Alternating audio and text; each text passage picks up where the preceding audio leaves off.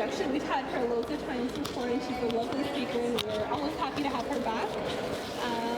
We're looking forward to your talk today. I think we've been having a series talking about either saints or anyone who has been prominent in the Bible or otherwise. So That's awesome. We're very excited to hear you. Oh, thank you for having me. If I can figure this out. Oh, there we go. This is kind. Thank you guys so much for having me.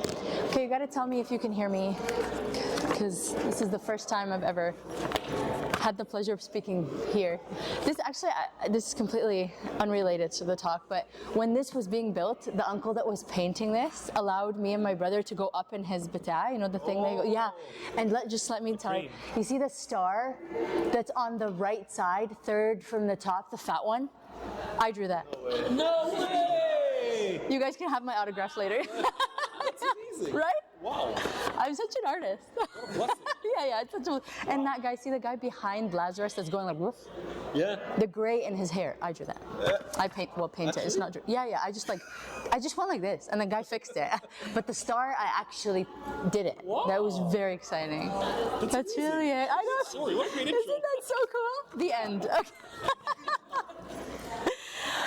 Okay, so today I have the blessing of chatting with you guys about Tamav Irini, who is someone that is a very, very special saint, very beautiful saint.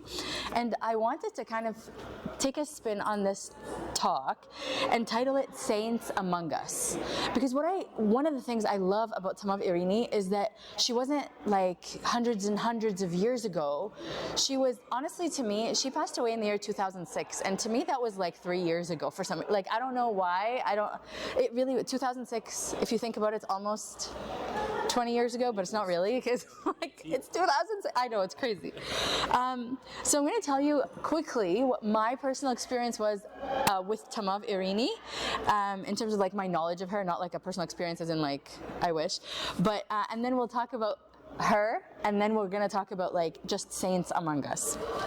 So I have this grace from God. So I have a large family. So every time I have a child, I have this grace from God where a saint kind of starts becoming like on my mind, more on my mind, and I designate that child to that saint. They get baptized by their name and they become their responsibility. Okay? So I take this very seriously on the saint.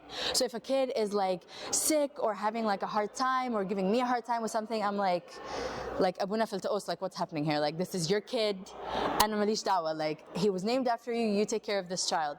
So like Abuna fil ta'us as an example, I actually, when my son was born, I had a different baptism name kind of ready for him. I was gonna name him a different saint, but things always just take a funny spin, and then a saint gets introduced to us and becomes like all of a sudden more present, and then someone mentions them and a book comes across. With this son, with Abuna fil ta'us, like I mentioned, that wasn't the like planned name, and then there was some complications at birth. We had to be kept back at the hospital, and during my time at the hospital I was like very down and upset about my baby being sick, and all of a sudden my feed on my YouTube starts giving me this like the eagle of the wilderness, or whatever Abuna fil ta'us is called, the Nisr al-Barriya. Exactly, Abuna fil ta'us al-Suryan. So I saw like a couple of highlights from his movie, and that was my first exposure to him, and I was very intrigued. I started reading about him, and all of a sudden all my feed was about Abuna fil ta'us, and I really felt that he was like very present in like being with Elijah, and Elijah was baptized Abuna fil ta'us. So whenever there's any issues with this baby, with this kid, that's Abuna fil ta'us's responsibility, okay? So with Tamav Irini it was very similar. When I had one of my daughters, Julia, who is a handful, so Tamav Irini has a big responsibility with Julia. But when I found out I was having a girl, all of a sudden, I don't know if you guys have seen Tamav Irini's videos on YouTube. I'm going to mention them a couple of times, but if you haven't and you understand Arabic, go watch. Like it's addicting, it's incredible, and I'm going to mention it a couple of times, but there is like tons, there's dozens of videos of her it's a recording of her giving, she always says, I don't give sermons, I like just say stories, but she says stories of incredible things, experiences that she's experienced, stories, miracles, things like that, and this is, you're watching actually Tamav Irini, it's incredible. So I came across her, and Julia was baptized Irini. Also very recently, I think it was last summer, do you guys remember Tamav Theolipti? She is a Chinese nun that was born and raised here in the Toronto area, and then she became Coptic and is now a nun in the Coptic monastery in Egypt. She's a Chinese woman. And when she came, I had the blessing of sitting with her a couple of times, and she got to share with me her personal experience with Tamav Irini and how she met Tamav Irini, and Tamav Irini like told her things that eventually happened to her. She's like, you're gonna be a nun, you're gonna be in this monastery. And she's like, it was such an incredible experience. So it's so cool to have these stories as kind of like the background or like the preface to who this person is. She wasn't like, I love Marimina and St. George and St. Peter. St. Peter is one of my favorite like saints, disciples, but they're just so long ago and so far away, kind of like, you know, we still relate to them. Their intercessions are super strong, but Tamav Irini was just so recent and so like tangible almost to me. So I'm going to go through just some really quickly facts about her life.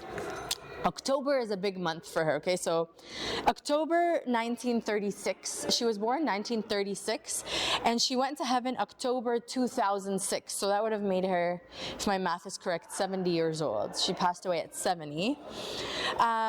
She became a nun in October of 1954 at 18 years old. Can you guys just remember what you were doing at 18 years old? Like, it's crazy, right? So at 18 years old, she becomes a nun, and she becomes the head of the monastery, the abbess, in October of 1962, when she was 26 years old. She's literally been a nun for 8 years.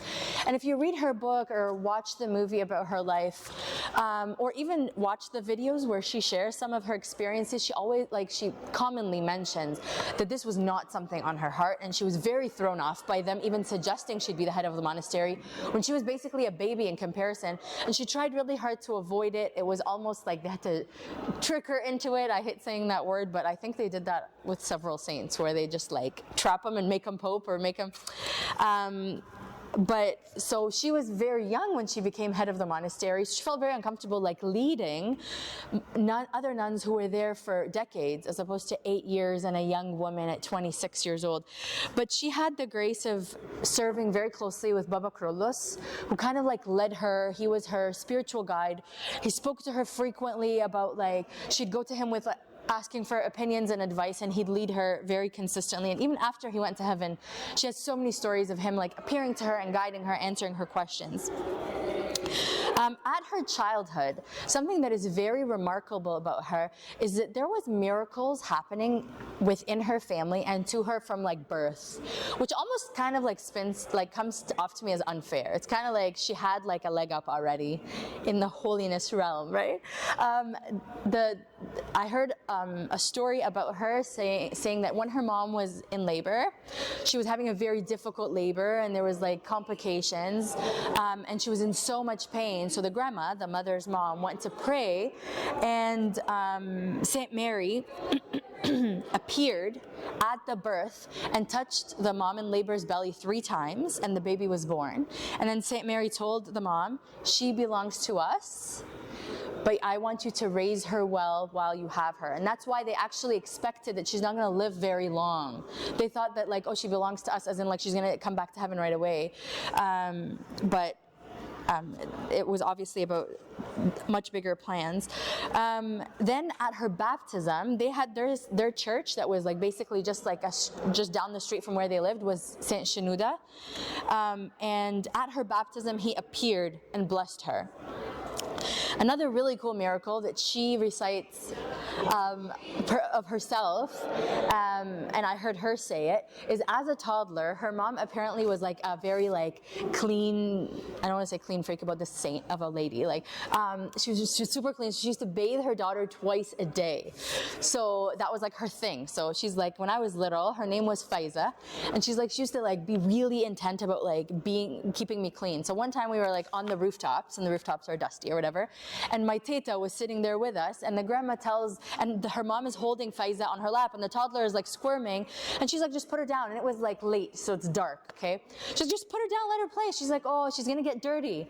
And the grandma says, so what? Just go wash her up after. It's okay, it's okay. So the mom puts the toddler down, and all of a sudden she starts screaming in pain, turns super pale, and looks extremely unwell. The mom picks her up, she doesn't know what to do, and then looks, and there's a scorpion that just passed by. She had a scorpion bite, which is fatal. That like should be fatal. So the dad hears of it, they freak out, everyone's panicking, they pick up the baby, and they're like heading in a carriage, in like a donkey or horse or whatever it is, to the doctor. But the mom just like, we're not gonna make it, she's gonna die before we get to the doctor. She yells to Saint Shenouda, who then appears and comes to the carriage and touches the baby and heals her. And it is that day, the day of her healing, that they call her actual birthday, because she was supposed to die. So they actually celebrated her birthday that day every year. Isn't that cool? Another cool story. Now, a little bit about her parents. Her mom's name was Genevieve. It's a very like not Egyptian name. Her dad's name is Yessa, so it's like very, you know, those like couples. So her mother was a saint. So every story that I read or come across about her mom, she is like, I want to say as much of a saint as her daughter. She has so many stories. Like, so Tamav, Irini mentions about her mom, how she grew up watching her mom doing prostrations like matanyas very regularly, and doing agbeya like at every hour. So she's like, I kind of thought like that's what just everybody does. Like we all, that. So she just grew up in this place of like prayerfulness. She's like, we had dinners for the poor very, very regularly. Sometimes my mom would give money to the poor, and then someone would tell her, or she even said, she's like, I would tell her, why are we giving them money and food? She's like, even when we give them money, they're not going to make themselves meals the way we make them meals. So she's just like this lady abundant in giving and charity. There was one story told of her mom where her mom was standing by the window listening towards the church, and her daughter came and she said, Mama, what are you listening to? She's like, I think there's a mass, it must be an evening mass. And she's like, oh, I hear it too. And they were listening to this liturgy from the church down the street. It turns out there was no liturgy. She used to hear the hermits, like the sawah, when they'd go and pray liturgy, she'd literally hear them and participate in this liturgy with them from her own home. Her father, Yassa, he was a manager at his work, a successful businessman, but he was also exceptionally generous. So he used to pay his employees very generously, and on top of their paychecks, at every payday, he would have a certain amount of money put in his top drawer, and he'd bring them in one by one and grab blindedly like money, and he'd give them, and he'd say a prayer saying like, whoever has need, you give them to their need. So like his prayer would be like, if there's somebody that needs like 10 extra pounds, that's what they'd get. If he needs 200, that's what they would get. It was like between him and God, and he would do that at every payday. So it's so cool how like I remember hearing about her parents like several months ago, and I went to another mom friend of mine, and I'm like, man, like my children are shafted. Like that's like not fair, because Tamav Irini grows up with this environment of complete prayerfulness, and I'm here just like rushing my kids to the next like gymnastics activity or soccer. We're late for soccer, like so it's completely different environment. It's so cool. Saint Philopatir, as she like grew up and became kind of like more interested in monasticism, Saint Philopatir appeared to her and told her to go and be a nun at his monastery in Cairo. So she became a nun at 18, and she has so many miracles to tell and to share.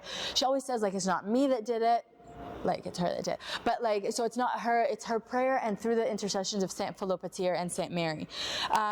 Again, like if you haven't come across her videos on YouTube, just YouTube Tamav Irini, and there are dozens that like, if you're like doing laundry one day or like it's incredible to listen to, because not only is she retelling stories of vivid, like people telling her about they've gone to heaven and what they have seen, but it's also like beautiful, like comments about things that she learned about God and about heaven. She'll say things like there are specific things that grant you more credit in heaven, and she'll like list, there's 3 of them because God says this.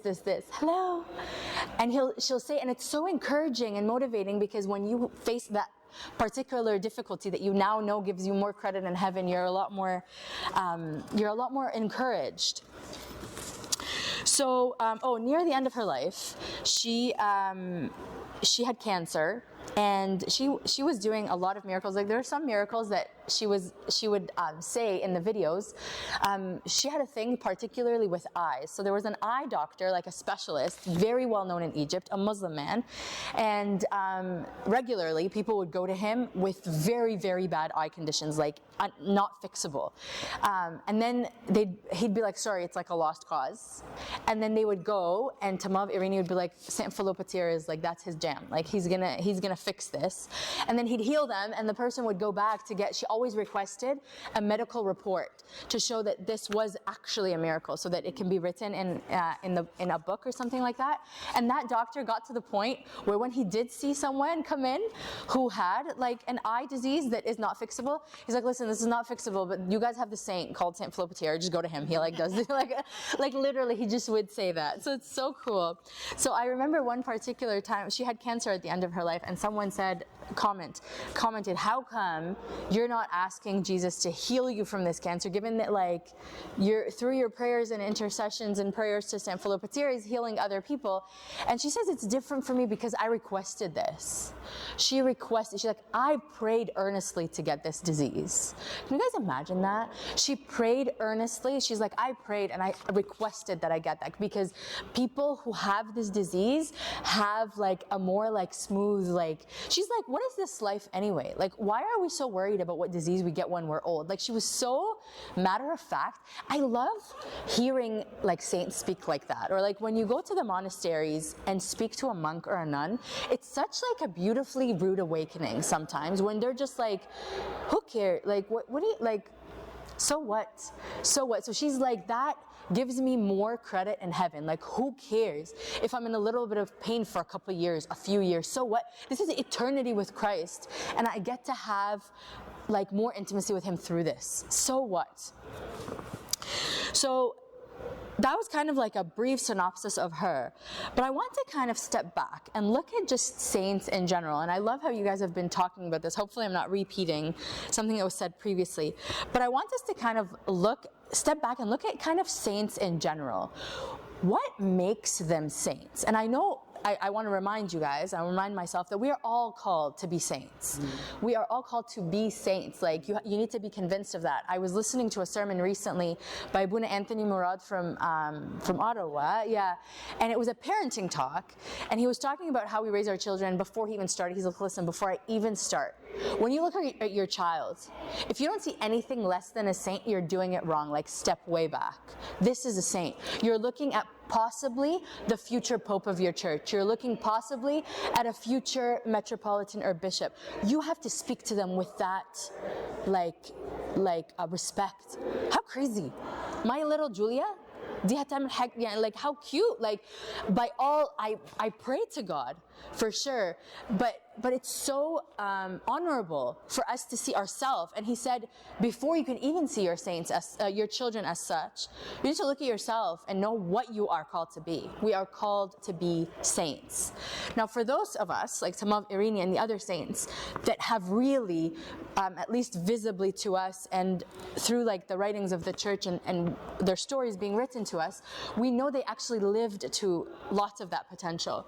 What is their commonalities? What do these saints have in common? Now, there's lots of things. Does anybody have any thoughts? What do all saints have in common that maybe we struggle with or we don't have? Faith and righteousness. Faith. Their faith is very strong. So it's like a non-negotiable. Like, there's almost no question. Righteousness. Yeah. They took their life like seriously. Yes. Yes. They took their life seriously. They involve God in every step. Exactly. God. Even those that are not like. We see them as not important. Yeah, it's nothing. But God is involved, for sure. 100%. So all these things are really important. I'm going to bring them down to 3 things, okay? There's a lot more, but this is just the 3 that I kind of like want to focus on. Number 1, they are overcome with love for God. They are overcome with love for God. So it's just like, it's like similar to what you were saying. God is involved in everything, not just because he has to be, but because I'm just obsessed with him. He's just so incredible. He's just so amazing. Do you guys have a friend? Can you think of a friend of yours that's overcome with love for God? Or at least kind of like one of those people that just tends to speak about God or remind you about God or like say a scripture? If you do, this friend is a blessing to your life. Do not belittle that God has put that person in your life for a reason. I have a friend, like I have several friends like that, but there's one particular friend I know for a fact. If I come across this friend, she's going to talk to me about God. She's going to talk to me about experience she had with God. Or she's going to be like, well, remember that God said this. Or she's going to be encouraging in one way or another. And she is so impactful in my life. If you have this friend, lean into that a little bit. Go more, ask for prayers, like message. I do this all the time to this friend, like send a prayer having a hard day because you know this person is like intimate with Christ. In Psalm 27:4, David said this when he was so enamored by God. One thing I have desired of the Lord, that will I seek. One thing, that I may dwell in the house of the Lord all the days of my life, to behold the beauty of the Lord and to inquire in his temple. Isn't that so like beautifully romantic? Like I don't want nothing else but to just be drawn and just be taken to the house of the Lord to behold the beauty of the Lord all the days of my life. How beautiful. He's overcome with love for God. But what is this love? And why is it, like, how do we get there? How do we get there, right? Like I love God, but why am I not like really intimate with him like that? My argument or my guess, especially like with this friend that I'm speaking of, this friend spends a lot of time with God. When we spend time with the Lord, he like, you know the sieve? He like sieves us. Like he strains, like the garbage comes out. Do you guys know that story? I feel like I said it just last time I was here. The story of the wicker basket. Did I tell you guys this story? It's a very common story. So there's a monk and he says, I keep reading the Bible and I just don't understand anything. It's repetitive. Nothing is changing in me. So his like spiritual guide told him, okay, go grab that basket over there. It's a wicker basket. You guys know those wicker baskets that are kind of like weaved, right? So there's like, it's not solid. It's not. So he goes to him and he says, get that basket. He's like, oh, this dusty thing. He's like, yes, bring it. Can you go to the river and fill it with water? He's like, Abuna, it's wicker. He's like, just go to the river, fill it with water. So he goes to the river, fills it with water. And by the time he walks back, there's no more water. He's like, where's the water? The guide tells him, where's the water? He's like, it all seeped out. He's like, go try again. You have to just keep doing that. He's like, it's never going to. He's like, just go. So out of obedience, he goes, fills it up with water, comes back, and the water seeps out. And out of obedience, he does that like 4 or 5 times. And then he's like, Abuna, there's nothing I could do to keep the water in here. He's like, but what do you see that's now different about the basket? He tells him, it's clean. It's clean. It's clean. At least it cleans out the muck. So in our heart, sometimes it feels like we're praying, we're trying, we're like pursuing the Lord, but nothing is happening. If nothing else, it's cleaning our heart up. And I can guarantee it, not because of my own words, but because of the Bible, like, and the word of God himself. The more, like, seek after the Lord and he will come to you. Like, what's the saying of Baba Shnuda? He says, return to me and I will return to you. The minute you say, Lord, I want you, think of him as any parent. There's no child that's going to come to me and be like, I want you. And I'm like, yeah, Baba, like, I don't want, it's so exciting. I don't even know them and I'm excited for them. So I'm kind of reminded, it's funny that this is exactly what happens. My next sentence here is when a couple is engaged or to be married. They're so, I know, right? They're so enamored by each other. Like if you've seen people like in movies, like it's just so exciting, right? They're like, they fall asleep talking to each other on the phone. The next thing in the morning, they just can't wait to meet each other again. What's this about? What is this love? It's because they've spent so much time. They feel such a connection together. Do you guys remember the movie Grease? Yes? Okay, thank God. Mina was like, please don't use that movie. It was like, it's literally released in 1978. But it's a very old movie. In my childhood, I thought it was like the greatest thing. It's like a silly musical, but set in like high school, and the main character, he's a guy, he's like the super like cool guy, he's wearing a leather jacket, and he's got an image with his friends, whatever, and he falls in love with this like super like goody two-shoes girl, her name's Sandy, and at first when his friends see her and they're like, you're with her, he's like, oh no, she's the one that's into me. Like he couldn't even like tell them that she's his girlfriend because he's so embarrassed that she's not cool. Through the movie, they like fall in love, and by the end of the movie, the closing scene is now Danny, who's like into like the leather jackets and the motorcycles, is wearing this like sports jacket, and he's like all jock, and his friends are like, whoa, what's happening here? Like you've completely changed your style. And he tells them, guys, like you're really important to me, but Sandy's important to me too, and I know this is kind of like what she's into, and that's what I want to do now. So it's interesting that Grease is what came to my mind to kind of make this point. But when we are enamored by somebody, like Danny was enamored by Sandy, he was willing to kind of like smooth out his rough edges. He was willing to change, to like be better for this person. And when we are enamored by God, when we are consumed by this love that he has for us, we're in love with him, we're willing, first of all, we can see our rough edges, and we're a lot more willing to work on them and to be the person he wants us to be. So number one, they're overcome with love for God. They're in love with God. The second thing is they're consumed by his love for them. And I feel like that could be a talk that like literally I can talk about every single day. God's love for us like humbles me. Like not just humbles me, it's very confusing. It's very confusing. You know that song, Reckless Love of God? It's reckless. I can't think of a better word for his love for us. It's reckless. It doesn't make sense. As a matter of fact, if it was like a guy in front of me and he's like loving people like God loves us, I'd be like, stop this madness. Like they don't deserve it. They're not reciprocating it. They're not going to comprehend you. Why are you doing that? And he says, I'll do it over 1,000,000 times. I'm that in love with them. In Song of Songs, chapter 4, verse 9, the Lord says this to you personally. He says, you have ravished my heart, my sister, my spouse. You have ravished my heart with one look of your eyes, with one link of your necklace. You've ravished him. He's in love with you. So we said saints are overcome with love for God. They're consumed by his love for them. And lastly is they are very willing to opt out of luxuries, common luxuries, and they want to kind of go back to the ways of old. And I feel like even the saints that lived a more comfortable life, they're still more willing to be like giving in abundance or like let go of the rights. These luxuries that life tells us is our right, we worked hard, we now earned this and that, they can't wait. They're running to let go of it. They're running to go back to the desert and live. Gosh, guys, I just camped for 3 nights last weekend. Udam Rabbina. I need to like record a video of myself being like, don't do this again. You have a bed, you have a house with a roof, and I do this every single year, and I always forget by next summer. So I'm gonna ask you guys next July and be like, don't go camping, okay? It's hard, and they're like, where do I sign up? I'm running away. Forget the tent. I'm gonna have nothing. I'm gonna let go of the house, the roof, all of it for the love of God. That's wild, especially after coming back from this trip. In Jeremiah 6:6, this is a beautiful verse that I just saw like recently, and I just think it's so beautiful.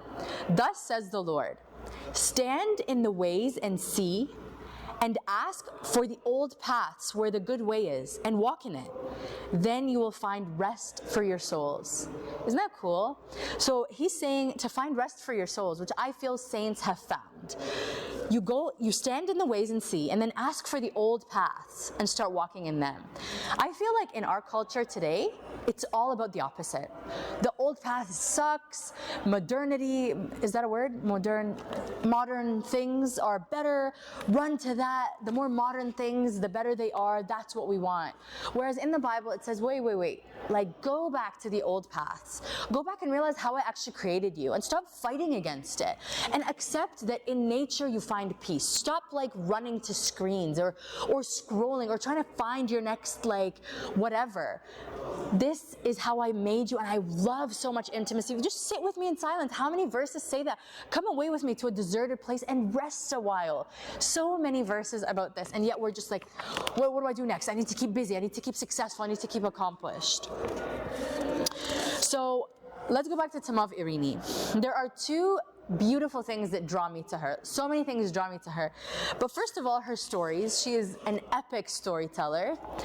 And it really, to me, felt like a revival of my faith. Whenever I listen to her speak, she talks about like those who have gone to heaven and what it looks like and whom they met. So it gives me this peace, like, oh my gosh, I'm gonna know my giddu. Like when I go to heaven, like someone came back and said like, oh, I saw this person that I recognize. So all of a sudden it gives me peace. It gives me almost excitement.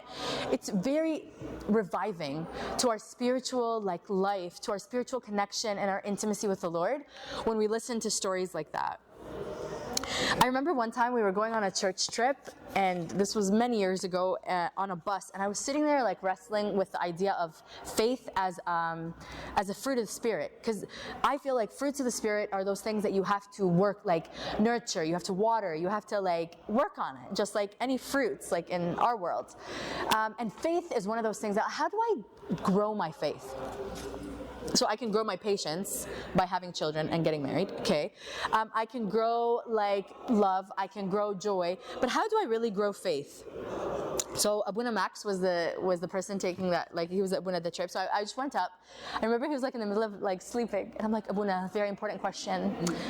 How do I grow my faith? He just went quiet, and he's just like, surround yourself with heroes of faith. How, like from the middle of his sleep, and then he just went back to sleep. I'm like, incredible. That has really stayed with me. Surround yourself with heroes of faith. When I was young, growing up in the church here, the gym downstairs, at the very first time they had started volleyball down there. I sucked. Okay, I still kind of suck, but like I improved slightly. But I sucked at that time. So I used to go down and play with like these like heroes of volleyball. And I remember just being this like loser like among them, and every single time the ball came near me, but they never covered my ground. They never discouraged me. They were always like, you got this, Gigi, keep trying. And through the time of being with these heroes of volleyball, I improved. They were able to lift me up. And I'm reminded by this when I think of what Abuna Max said. If you surround yourself by heroes of faith, they will lift you up. They'll make you better in your faith. But what happens if I had gone to volleyball and played with like people who like just suck at volleyball? I would have never improved. Chances are I would have lost interest in volleyball because like that's boring. And that's sometimes what we do in our spiritual lives. We like surround ourselves with those who are bringing us down spiritually. Sometimes we have like a spark of like desire for the Lord, and there's like, whatever, it's not gonna happen, or why do you like, or they put doubts. And then we're just like, I don't understand, Lord, I'm trying here. Surround yourself with heroes of faith. So I said her stories are incredible, and her recency, like the fact that she's so recent. She was among us, literally I was 22 years old when she went to heaven. So I had the opportunity, like I could have at like 16 or 18 met her personally. Isn't that wild? Like we see her and she's like an icon, like, and she existed among us in our time. I want to encourage you again, do not belittle the blessing of being among holy people. And do not ever let the devil convince you that there are none. That's a lie. That's a huge lie. There are saints among us. There are saints among us sitting here. There are saints among us in this church congregation. There are saints among us in Ontario. And if you can't find those, go to like the California monastery and find saints there, or talk to anybody who has been to the monasteries, and you will find tons of saints you can go and just soak up holiness from. I remember, so I have the blessings of homeschooling my children, and I remember I was telling them, my kids, about this idea of being in the presence of holy people lights you up. And I did a science experiment that I think impacted me more than my children, because when I was like doing this, I'm like, guys, do you even remember that? They're like, we have no idea what we're talking about. So I think it like taught me the lesson more than it taught them. We did this science experiment where there was a candle, it was lit, and then another candle, also lit, but it represents me. This is a holy person.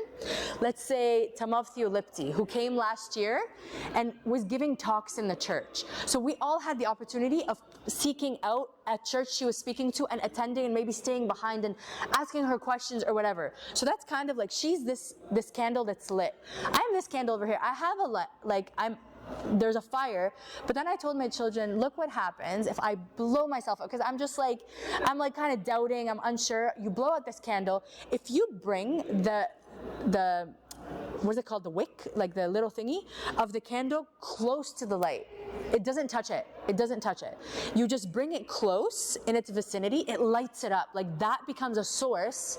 I don't know what the science, I'm sorry, it was a science experiment. I should have known the science, but I forgot now. Carbon dioxide, I have no idea, I'm making stuff up. But like, what the point is, the holiness of one person can be so contagious that it lights you back up, because sometimes our spark is kind of dying and they are like so living in this like aura of holiness, and I want that to be contagious to me. In Proverbs 27:17, it says, iron sharpens iron, and one man sharpens another. So don't be hanging out with like blunt stuff, okay? Go to the iron and let it sharpen you, because that's what the promise says. If you go and attend to iron, if you go and be in the presence of iron, it will sharpen you. Proverbs 13:20 says, whoever walks with the wise becomes wise, but the companion of fools will suffer harm. Find the saints among us, because I give you my word, they are at every corner. There's something mesmerizing and impactful about these saints that live in our time. They make God more real and tangible and almost attainable. I remember just a couple weeks ago, you know, in like the Copa America, you know, like the soccer. So there was like at the semifinals when Canada was going to play Argentina, and it was a big deal. I have two sons and they're obsessed, and so is my older daughter. So I have these three my older children, and Mina, who's also my husband, also a huge soccer fan. So they've been like following from the beginning, and Canada is in the semifinals. Like, what are the chances? And not just that, they're playing Argentina and Messi's there. Oh my gosh, this is so exciting. So our entire group of friends, like all the dads of our group of friends with their sons, decide they're going to drive to New Jersey to watch this game, which, by the way, the tickets were like $400, $500 per seat to sit like and watch this 2-hour game where Canada eventually, I was like, guys, I promise you Canada's going to probably lose, like they're playing Argentina. But we couldn't afford it, given that it would have been an insane, I was like, I can't digest this. I can't digest it. But everybody, our whole group of friends and the boys everybody was so excited, because they were going to see way over there little Lionel Messi running around and kicking a soccer ball. And all like awesome Lionel Messi. He's great. Like, he's an awesome soccer player. And my kids like get really mad. They're like, he's Christian. Whenever he even scores a goal, he goes like this. I'm like, bravo, like that's, wow, this is amazing, this is amazing.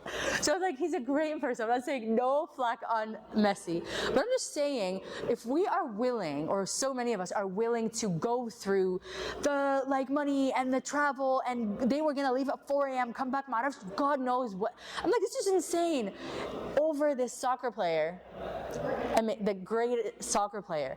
Why is it that we don't pursue, masalan, who are the nuns in like the convent near us? Like, what's that city? In Paisley.